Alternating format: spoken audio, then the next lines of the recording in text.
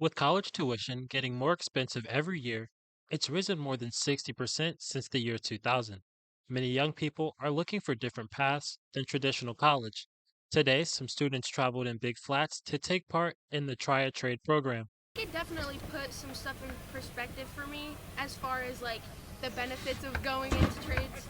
Students from around the southern tier were able to get a glimpse of how trade jobs are done and even gain some hands on experience. Construction to automotives and even HVAC, the trades really grabbed the students' attention today.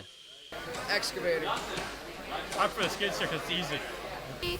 The welding simulator. Yeah, the virtual welding. I would say checking out the interiors of the trucks and cars. I could pick up a couple stuff like welding chair. You could do heavy machinery. There's a lot of stuff that's good to do here. Others are already ahead of the curve. I actually do welding at BOCES, so I'm looking to get a welding. Good for you. Yeah, I agree. And right now I'm going to BOCES for auto tech, and I plan on going right to the trade after. So We spoke to the head of the Tri Trades community on the upcoming need for trade jobs.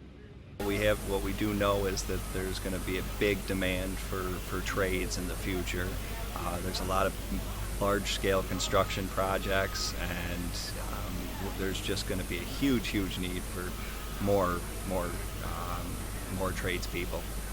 As college tuition prices continue to skyrocket, trade jobs like the ones the students were introduced to today offer a career choice that can still provide for themselves and for a future family. Dante Brown, Big Fox News, Morning.